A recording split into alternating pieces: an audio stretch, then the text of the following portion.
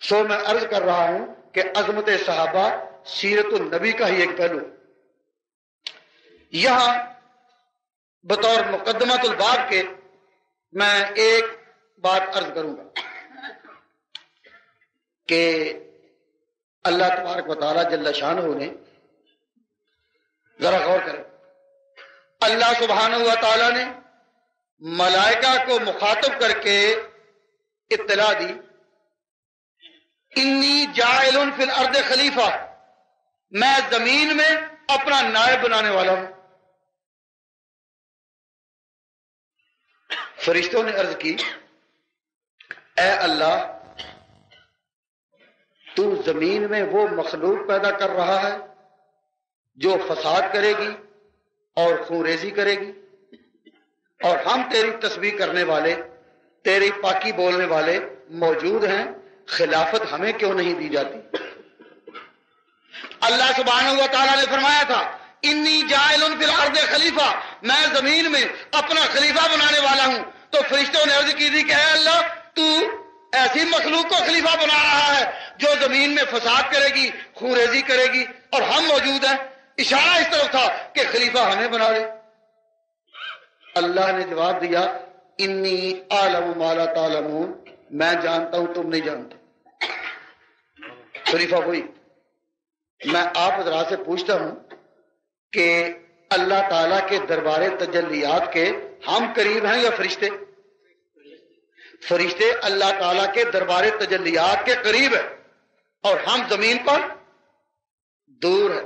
اللہ تبارک و تعالیٰ نے خلافت کا ارادہ فرمایا کہ آدم کو خلیفہ بنائے. فرشتے جو قریب رہتے ہیں انہوں نے کہا کہ اے اللہ، ہم تیری پاکی بولنے والے اور تیری تسبیح کرنے والے، خلافت ہمیں کیوں نہیں ملتی؟ اللہ تعالیٰ نے جواب دیا، میں جانتا ہوں تم نہیں جانتے.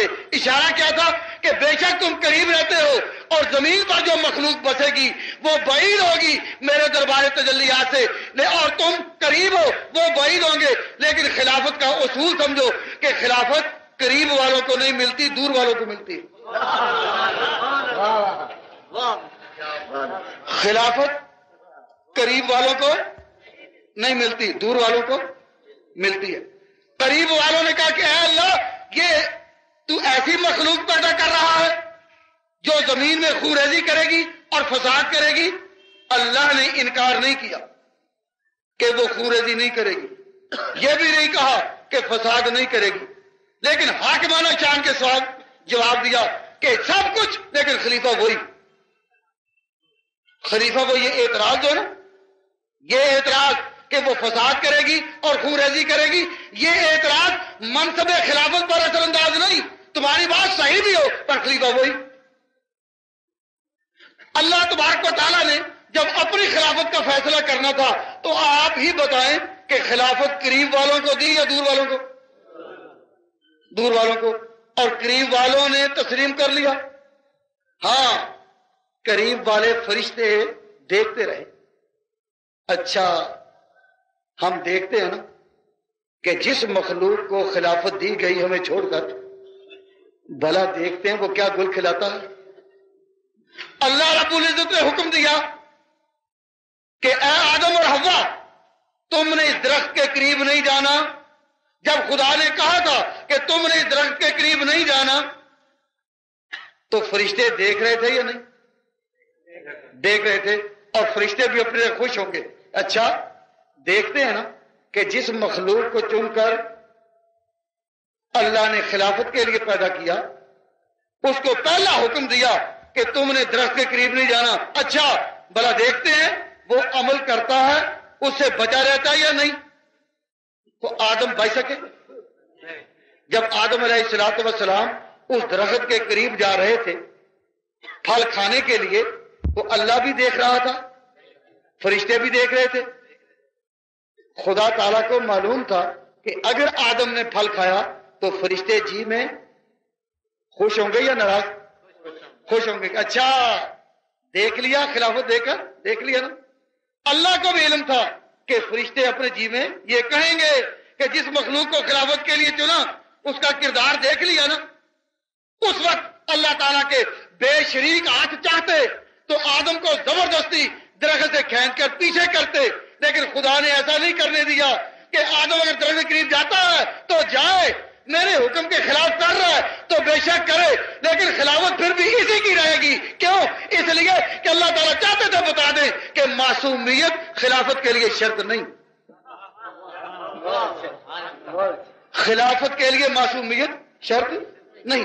جنہوں نے معصومیت کی قید لگائی کہ خلیفہ وہ جو معصوم ہو، معصومیت شرط نہیں۔ جب تک آدم صرف خلیفہ تھے، درخت کے قریب گئے، خدا نے زبردستی ان کو نہیں روکا۔ ہاں، جب زمین پر آئے اور نبوت ملی، اس کے بعد کوئی حکم الہی نہیں توڑا۔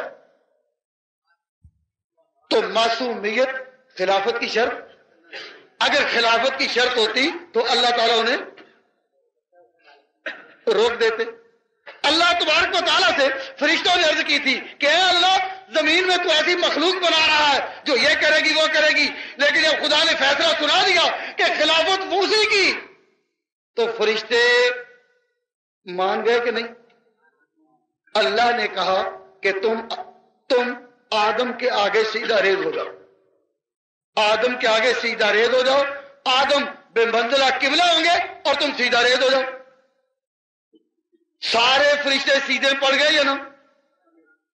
قانون معلوم ہوا کہ جس کی خلافت منوانی ہو اس کو آگے کر دیا جاتا ہے، جن سے منوانی ہو ان کو پیچھے کھڑا کیا جاتا ہے۔ نہیں سمجھے؟ بالکل ٹھیک۔ جس کی خلافت منوانی ہو اس کو، جن سے منوانی ہو ان سے پیچھے کھڑا کیا جاتا ہے۔ تو خلافت کے بارے میں تین باتیں ہمارے سامنے آئی کہ خلافت قریب والوں کے لیے نہیں، بعید والوں کے لیے۔ نمبر دو، خلافت کے لیے معصومیت شرط نہیں۔ نمبر تین، جس کی خلافت منوانی ہو وہ آگے، جن سے منوانی ہو وہ پیچھے۔ اللہ تبارک و تعالیٰ کی خلافت کا معاملہ جب سامنے آتا ہے تو اس کے بعد آپ یہ جانیں کہ اللہ تعالیٰ نے فرشتوں سے جو خلافت منوائی سب نے مان لی نا، ایک نے نہ مانی۔ تو دنیا میں سب سے پہلا جرم کیا سرزد ہوا؟ کائنات میں سب سے پہلا جرم کیا سرزد ہوا؟ خلافت کا انکار۔ سب سے پہلا جرم کیا ہے؟ خلافت کا انکار۔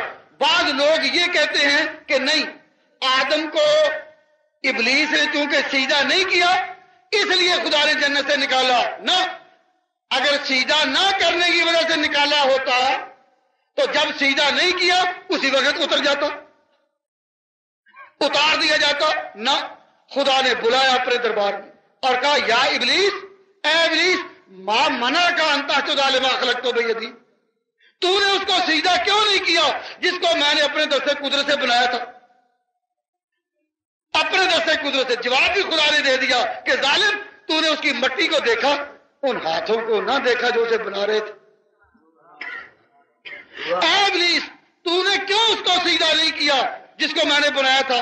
جب یہ بات ہو رہی ہے تو ابلیس سجدہ کا انکار تو کر چکا تھا نا، اور تھا کہاں؟ جنت میں۔ معلوم ہوا کہ سجدہ نہ کرنے سے نہیں نکالا گیا۔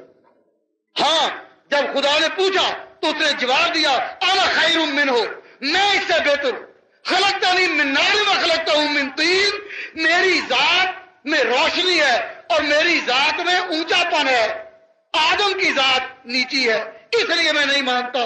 تو خلافت کے مسئلے پر ذات کا سوال اٹھانا کس نے اٹھایا؟ سنی، خلافت کے مسئلے میں ذات کا سوال اٹھانا کہ جس کی جتنی ذات اونچی خلیفہ وہ چاہیے، حالانکہ فیصلہ تو خدا کا ماننا چاہیے تھا، لیکن ذات کا سوال اٹھانا کس نے اٹھایا؟ ابلیس نے، اور کہا انا خیر منہ۔ تو میں آپ حضرات کو توجہ دلا رہا ہوں اس طرح کہ دنیا کائنات میں سب سے پہلا جرم کیا سرزد ہوا؟ خلافت کا انکار۔ اور جو منکر تھا اس نے خلافت کا اصول کیا بنایا؟ ذات کی بلندی، کہ جتنی ذات اعلیٰ ہے اس کو خلیفہ ہونا چاہیے۔ یہ نہیں دیکھا کہ خدا کا فیصلہ کیا، اس نے کہا انا خیر منہ خلقتنی من نار وخلقتہ من طین۔ یہ خدا کی خلافت کا اصول سامنے آ گیا نا۔ اب آپ ہی بتائیں کہ حضور پیغمبر خاتم صلی اللہ علیہ وسلم اپنی خلافت میں خدائی خلافت کے اصولوں کو چھوڑ سکتے تھے؟ بندوں میں، انسانوں میں کمالات کہاں سے آتے ہیں؟ ذرا غور کیجیے، بندوں کے کمالات، پیغمبروں کے کمالات، انسانوں کے کمالات کیا ہیں؟ خدا کے کمالات کا سایہ۔ خدا کے کمالات کا پرتو پڑتا ہے تو بندوں کے کمالات ابھرتے ہیں۔ اللہ تبارک و تعالیٰ جل جلالہ ومن والہ کے کمالات کا سایہ پڑتا ہے تو مخلوقات کے کمالات ابھرتے ہیں۔ تخلقوا باخلاق اللہ، اللہ تعالیٰ کی عادتوں کو بے قدر طاقت بشری اپنے اوپر اتارنا، یہ انسانی معراج ہے، یہ انسانی کمال ہے۔ اللہ تبارک و تعالیٰ نے اپنی خلافت قریب والوں کو دی یا بعید والوں کو؟ تو حضور کی خلافت کی باری تھی، کس کو آگے کیا جائے؟ حضور تھے ہاشمی، حضور تھے ہاشمی، اب حضور چاہتے تو قریبیوں کو یعنی اپنے چچا حضرت عباس کو آگے کرتے، لیکن آپ نے ہاشمی کو آگے نہیں کیا، آپ نے بنو تیم کے فرد حضرت ابوبکر صدیق ان کو آگے کیا۔ کیوں؟ اس لیے کہ خلافت قریب والوں کو نہیں، دور والوں کو ملتی ہے۔ حضور کے قریب والے کون تھے؟ کہہ دو حضرت عباس، وہ چچا تھے، سگے چچا، تو چچا کا رشتہ اتنا قریب کا، پھر دوسرے نمبر پر رشتہ چچا کے بیٹے کا، لیکن نہیں، نگاہ نبوت کہاں پہنچی؟ بعید والے پر، بعید والے پر۔ کیوں؟ اس لیے کہ خلافت کا مبنا قرب و شرف نہیں، وہ کمال اور تعلق ہے اور نسبت ہے۔ اور جس کی خلافت حضور نے منوانی تھی ان کو امامت پر آگے کھڑا کر دیا، جن سے منوانی تھی ان کو پیچھے کھڑا کر دیا، جن سے منوانی تھی ان کو پیچھے کھڑا کر دیا۔ اب ہم سب اس بات کا اقرار کرتے ہیں کہ ہم نے اللہ کی خلافت کا فیصلہ بھی مانا اور حضور پاک کی خلافت کا بھی فیصلہ، اور دونوں طرز ساتھ ساتھ چلتے ہیں۔